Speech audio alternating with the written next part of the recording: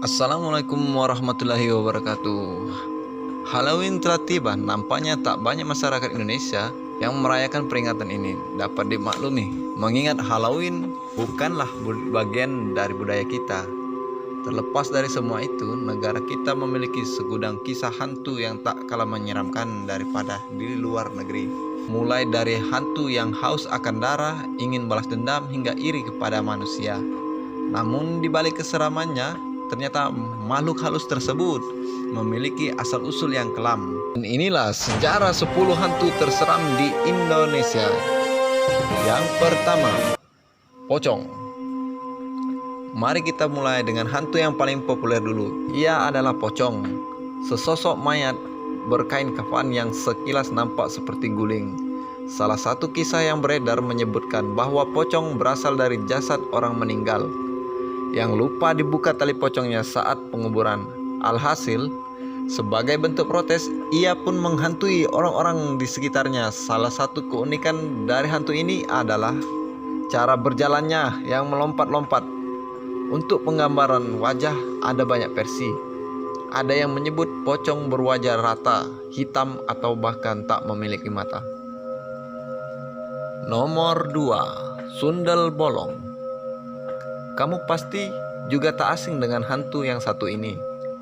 Sundel bolong adalah sesosok perempuan yang digambarkan memiliki lubang di punggungnya. Cerita ini diadaptasi dari negara tetangga yaitu Malaysia. Namun bagaimana bisa ia bernasib seperti itu? Konon katanya sebelum mati ia sedang hamil. Kemudian ada laki-laki tak bertanggung jawab yang memperkosanya hingga mati. Bayi yang ia kandung berubah menjadi hantu lain, yaitu tuyul. Sedangkan perempuan tersebut akhirnya menjadi sundel bolong yang gentayangan untuk membalas dendamnya. Seakan belum cukup seram, masyarakat juga percaya bahwa punggung hantu ini dipenuhi belatung. Nomor 3, kuntilanak. Siapa yang tak ngeri melihat sosok kuntilanak? Hantu perempuan ini digambarkan bergaun putih, berambut panjang, dan punya mata yang merah. Menurut kepercayaan masyarakat, kuntilanak suka mengganggu anak kecil dan perempuan hamil. Apa alasan dibalik obsesi tersebut? Konon katanya kuntilanak meninggal saat ia melahirkan. Jadi ia gantayangan untuk mencari anaknya. Hal ini juga mendasari penamaan hantu tersebut. Nomor 4, kuyang. Apakah kamu pernah mendengar nama kuyang sebelumnya? Beberapa bulan yang lalu, ia sempat menjadi pembicaraan masyarakat karena makhluk ini berasal dari Kalimantan Timur, calon ibu kota baru kita. Hantu ini digambarkan sebagai perempuan dengan rambut panjang tanpa badan. Ia hanya memiliki kepala dan organ dalam. Masyarakat setempat percaya bahwa kuyang adalah siluman yang haus akan darah, khususnya darah bayi dan wanita hamil. Ini karena keduanya bersih dari niat-niat jahat. Kenapa ia bisa jadi seperti itu? Menurut kisah yang beredar, kuyang sebenarnya adalah manusia yang ingin menguasai ilmu hitam. Untuk melakukannya, ada harga yang harus ia bayar. Itu dengan lepas dari sosok manusianya saat malam tiba. Semakin banyak darah yang disantap, semakin tinggi pula ilmu mereka. Nomor 5, leak. Kepercayaan akan hantu ini banyak beredar di wilayah Bali dan sekitarnya. Leak diyakini sebagai penyihir jahat. Jadi sebenarnya mereka adalah manusia, tetapi memiliki ilmu supranatural yang tinggi. Di siang hari, leak berwujud manusia normal. Namun, di malam hari ia keluar dari sosok manusianya untuk merampas organ tubuh demi keberhasilan ramuan sihirnya. Masyarakat setempat percaya bahwa leak dapat berubah menjadi sosok lain. Misalnya kera, harimau, atau babi. Semakin banyak pengorbanan yang dilakukan, semakin sakti pula mereka. Nomor 6, genderuwo. Akhirnya kita bertemu juga dengan hantu berjenis kelamin laki-laki. Ia adalah genderuwo. Kisah makhluk ini berasal dari mitos bangsa Persia bernama Gandharawa. Di Indonesia, mereka digambarkan memiliki tubuh yang sangat besar, berbulu, dan memiliki taring yang menjulur keluar mulutnya. Mereka banyak menempati bangunan tua, pohon besar, tempat yang lembab, dan hutan. Menurut kepercayaan masyarakat, makhluk ini berasal dari laki-laki yang meninggal dengan cara tak wajar.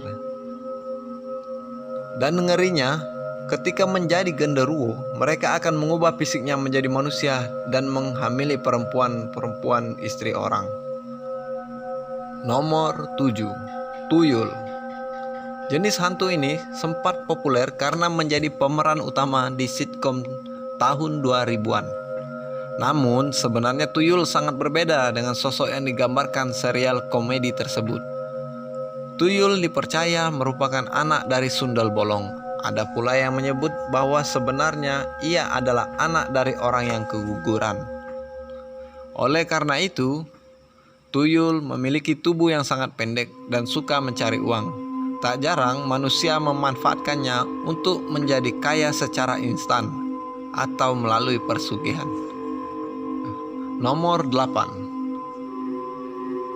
Jangan keluar setelah maghrib, kalau enggak mau diculik sama wewe gombel. Pernahkah teman-teman mendengar peringatan seperti itu saat masih kecil? Namun sebenarnya siapa itu wewe gombel?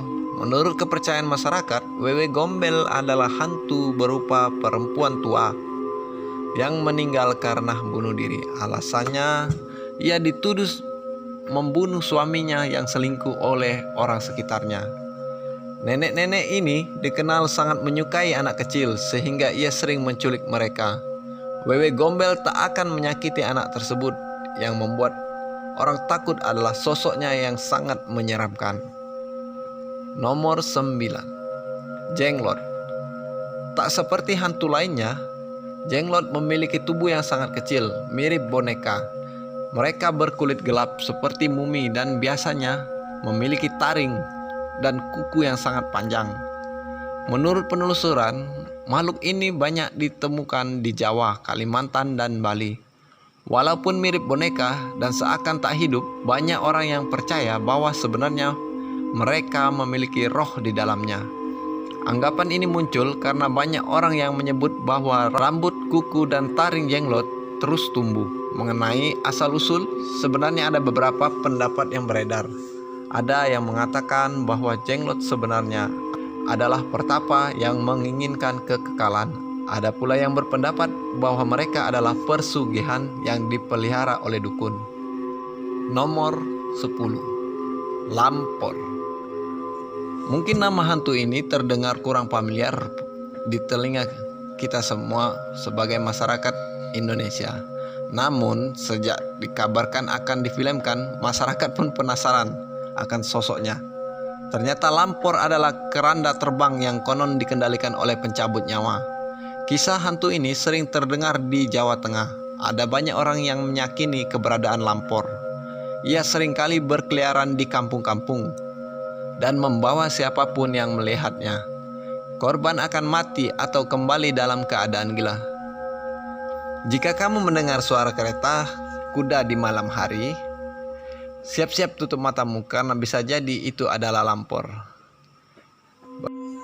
Dari 10 hantu tersebut, manakah yang menurut kalian paling seram?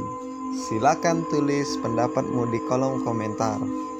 Dan jangan lupa agar channel kita semakin berkembang, jangan lupa like, comment, share, and subscribe.